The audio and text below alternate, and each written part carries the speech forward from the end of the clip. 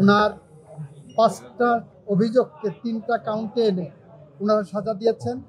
শেখ হাসিনাকে একটা কাউন্টে superior command রেসপন্সিবিলিটিতে যাবজ্জীবন জেল আনটিল ন্যাচারাল ডেথ দিয়েছেন।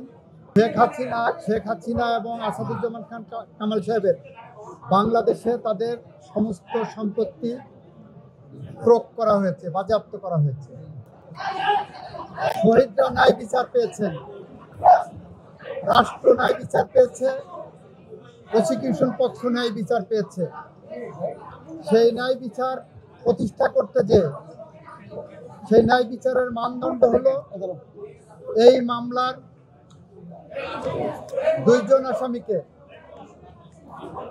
সর্বোচ্চ শাস্তি মৃত্যুদণ্ড দেওয়া হয়েছে।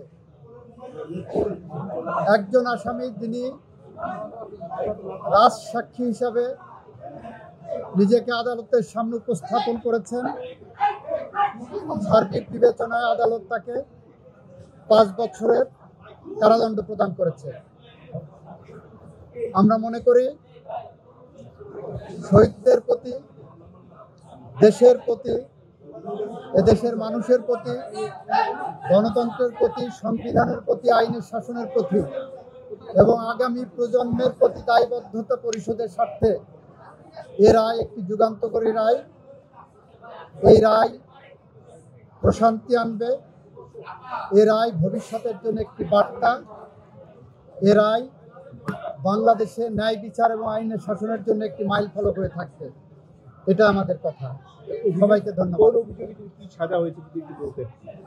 যে অভিযোগগুলো সাজা হয়েছে আপনারা শুনেছেন, দীর্ঘ আলোচনা হয়েছে। ওনার 5টা অভিযোগকে 3টা কাউন্টে এনে ওনারা সাজা দিয়েছেন। শেখ হাসিনাকে একটা কাউন্টে সুপিরিয়র কমান্ড রেসপন্সিবিলিটিতে যাবজ্জীবন জেল আনটিল ন্যাচারাল ডেথ দিয়েছেন। আর ডাইরেক্টলি যেটা নির্দেশনা দিয়েছেন সেখানে তাকে ডেথ পেনাল্টি দিয়েছেন। আইনের বিধান মতে যেদিন থেকে গ্রেপ্তার হবেন সেদিন থেকে সাজা কার্যকর হবে। আপনারা ফিরিয়ে আনার ব্যাপারে কোন উদ্যোগ, কি অবস্থা আসলে এটা রাষ্ট্র আইনিভাবে যা যা করণীয় সব করবে। একটু আপডেটটা যদি বলেন যে কি অবস্থা। রাষ্ট্র আইনিভাবে যা যা করা সম্ভব সবটুকু করবে। এই মামলায় শহীদদের এক্সট্রিম মশার কয়েল প্ল্যান্ট ফাইবার দিয়ে তৈরি, ডেঙ্গু, চিকুনগুনিয়া বাহি সহ যে কোনো মশার বিরুদ্ধে দেয় এক্সট্রিম সুরক্ষা। পরিবারকে, আহতদেরকে ক্ষতিপূরণ দেওয়ার জন্য একটা নির্দেশনা আদালত দিয়েছেন। আওয়ামী লীগ নিষিদ্ধের প্রশ্নে এই মামলা বলেছেন, এই আদালত বলেছেন এই মামলার মধ্যে আওয়ামী লীগ নিষিদ্ধের ইস্যু ছিল না বলে ওই বিষয়ে ওনারা কোনো কমেন্ট করেননি। শেখ হাসিনা এবং আসাদুজ্জামান খান কামাল সাহেবের বাংলাদেশে তাদের সমস্ত সম্পত্তি ক্রোক করা হয়েছে, বাজেয়াপ্ত করা হয়েছে। আর কোনো প্রশ্ন?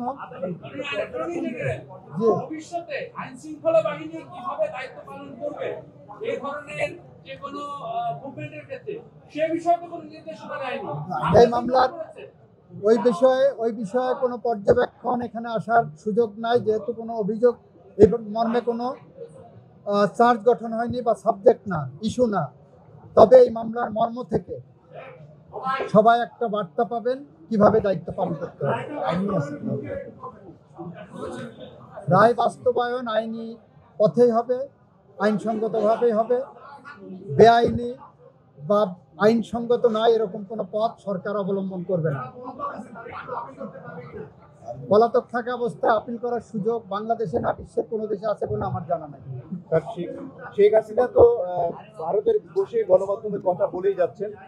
এই রায়ের পর তিনি যেহেতু আইনের দৃষ্টিতে এখন একজন মৃত্যুদণ্ডপ্রাপ্ত আসামি, সেক্ষেত্রে বাংলাদেশ থেকে কোনো পদক্ষেপ নেওয়া হবে কিনা, তাই এই ধরনের ইন্টারভিউ প্রচারের বাংলাদেশ সরকার আইনসঙ্গতভাবে যত রকম পদক্ষেপ আছে সবগুলো নেবে বলে আমরা মনে করি।